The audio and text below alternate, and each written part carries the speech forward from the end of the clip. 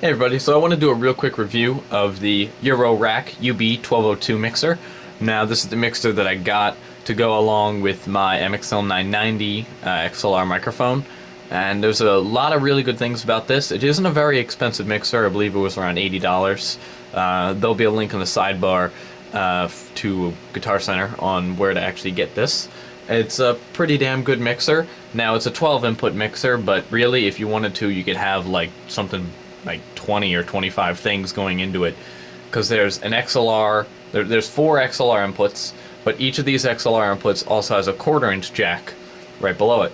So you can, like right here I have an XLR going in, and right here I have a 1/4-inch and a 1/4-inch and a 1/4-inch going in.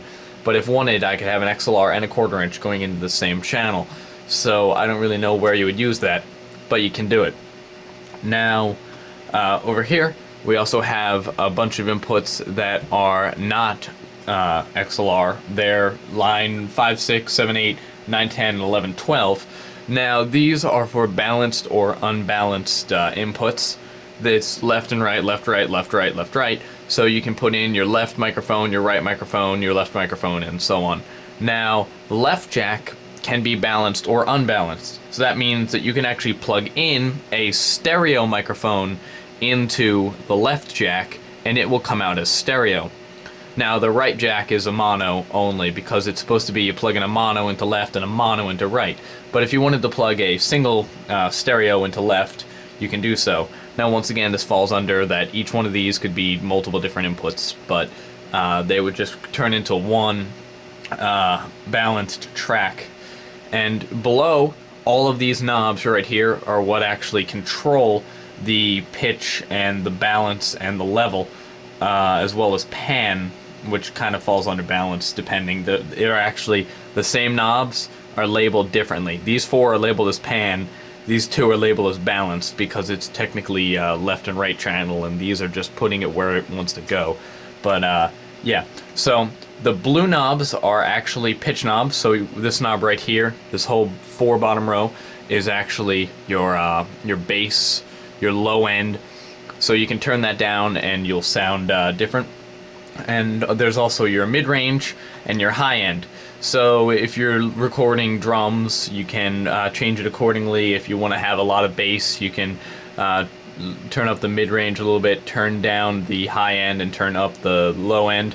Now if you're dealing with stuff that's got a lot of bass in it, you don't really want that, you can press this button right here, which there is one on all 4 of these channels and these 4 as well, which is the low cut, which will cut everything below 80 Hertz right out of it.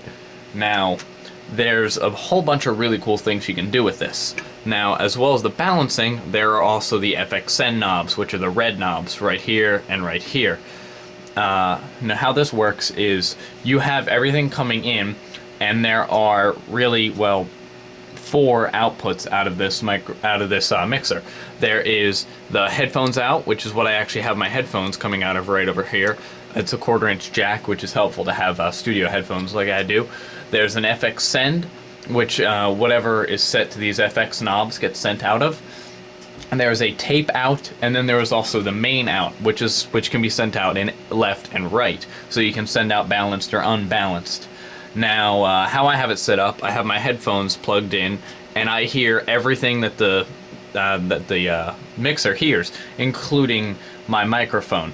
So you can have it set so that I have my microphone coming in, I have this little cable running right here, which is only like a 1.5 foot long cable. It's just so that if I want to, I can plug in, where are you? Here we go. I can just plug in my iPod right into the mixer.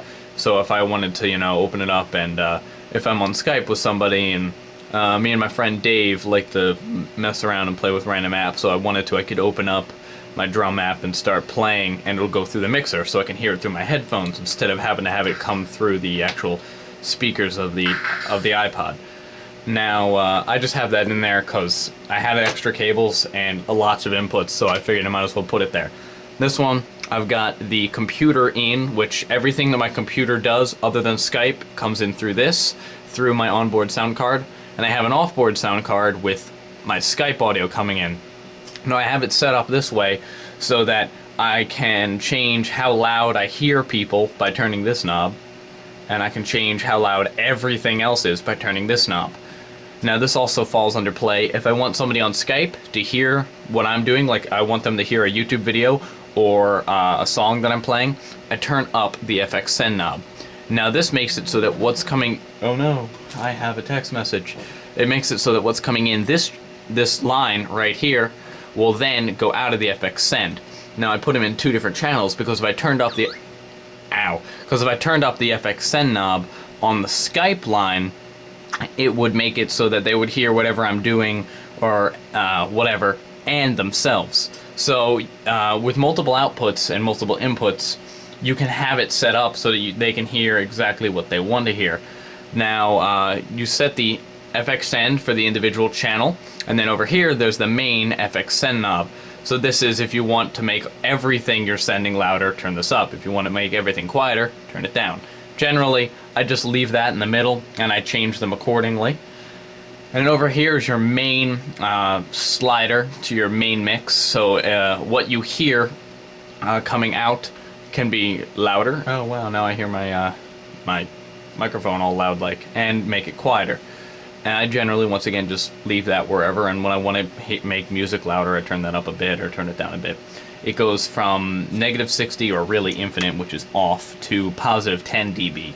Also right here, this is your headphone adjustment knob.